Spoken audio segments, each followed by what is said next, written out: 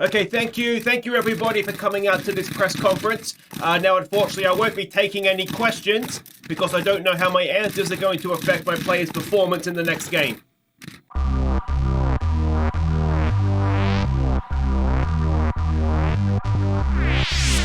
Hi guys, I'm Aussie Villain and welcome to my Football Manager 2022 tutorial on press conferences and team talks. Now the reason that they're both in the same tutorial is that they are linked. They are just, there's no way around it, they are linked. Anything you say in the press conference, your players are going to hear you say, and then your team talk is going to, it could be, what's the word I'm looking for, not compatible with what you've said. And I think, was it Ferguson or was it Mourinho that said that, the next game starts at the press conference and the game press conference of the previous match. So just think when you're doing it, and this is going to be difficult to do without sounding like I'm giving a lecture, by the way, but I'll do my best to show you stuff on screen. But kind of think that anything that you say in the press conference, you're saying to your players indirectly. And so if you say in a press conference that you are expecting to win easily, and you go into a team talk and say that you're the underdogs, it's going to confuse people. So this is a press conference for my Queen of the South save, which obviously you can enjoy if you'd like to. We're about to face top of the table Ayr United. So what are we expecting from the match? The latest with the head-to-head rivals, Man United. What I always think you want to do is you want to play down expectations in the press conference. And you don't want to play down expectations and not motivate them. Don't bag the team because you're just going to give them motivation. So I'm expecting a tough fought encounter like always. Ayr United have been playing above all expectations this season. Of course, they've got a chance. It's not going to be an easy game. Jim Duffy's won a lot of plaudits. Yeah, he plays wonderful football. Don't give him a reason not to like you. He's wonderful. He's the best manager there's ever been. Some people might find your comments patronizing. So yeah, no, we're not patronizing them at all. Don't fall into that. into that trap. While the teams in the countries are taking, the other thing you want to do is never give your players an excuse to play badly. We're coming into Christmas. It's not broke, don't fix it. We'll play every twice a day if that's what it takes. That's the players, they're going to hear you say that. Don't give them an excuse to be lazy. Will you look to attack here? Now this depends on your team. Some of it is there's no one answer obviously to any question. Will I look to attack here? My job is to win football games, so we'll say that. How do you think? Okay, so for players, this is what I've found. Now, obviously, players will react differently to things. But I found when you get this question about a player and the media performances, he's taken everything in his stride. It's only going to make him better. So that's generally speaking in a press conference. Don't give, I guess, to sum it up, don't give the opposition a reason to be motivated. Don't give your players a reason to be lazy. Every game is the toughest game you've ever played, unless you're playing a team that is,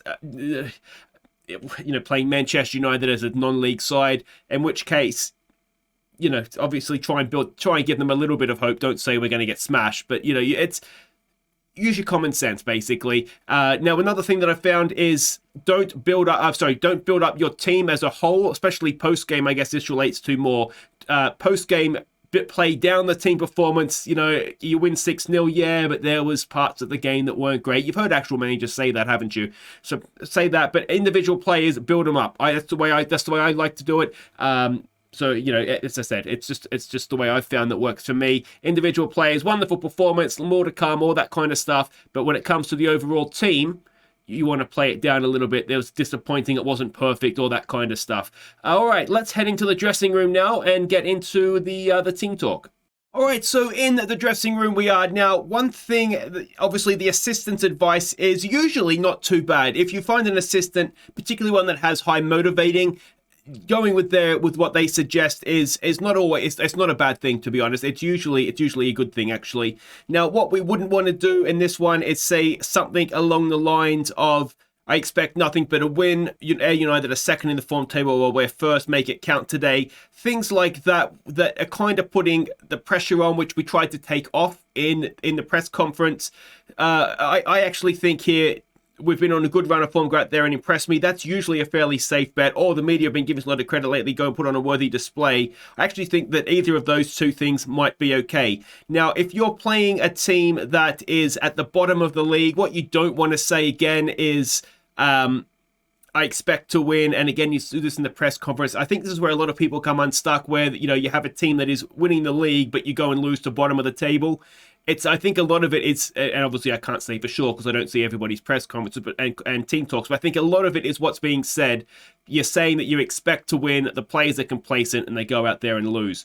So yeah, I think you just want to try and avoid that. But I think, the media's put on a worthy display. We could probably get away with that, I think. And then I always like to, well, it depends. The gesture, it just depends. You have to get to know your players. I usually, pump the fist. It'll say what it is. So this is encouragement.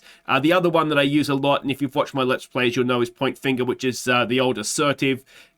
Outstretched arms if I'm really, really happy. Post-game, I would do that. Now, another thing, and I'm not going to do a halftime team talk in the tutorial, but if you're winning the game, I always point finger, don't get complacent. Even if, if it's 1-0, 10-0, just don't get complacent. I've just found that works best for me and my teams, but you'll get to know your teams better as you go. But individually, yeah, pump your fists, and I always say just get out there, make me proud. Or whatever that the equivalent to that is. And there you go. That is how I would do a team talk. And then post-game, I always think it's okay just to, if you've won the game, outstretch arms, say they're brilliant. If you've won a game, if you've really won a game well, especially early in the season, don't get complacent is a good one, or don't, focus on the next game, something along those lines. But yeah, again, it's just everything in both press conferences and team talks just comes down to not giving players excuses, not giving them any reason to be complacent, and making sure they don't get complacent. Basically, that's what it comes down to, particularly if you have a good side, because there are times that complacency is the only thing that can beat you, and players get complacent if they can, can't they? Don't give them a reason, don't give them an excuse. If you found this useful, make sure you hit thumbs up. If you're new to the channel, make sure you subscribe as well. I'll see you next time. There'll be many more tutorials, and of course, obviously, this Queen of the South save is ongoing as well if you want to check that out. But until next time, I've been Aussie Villain. Thank you so much for watching. Take care.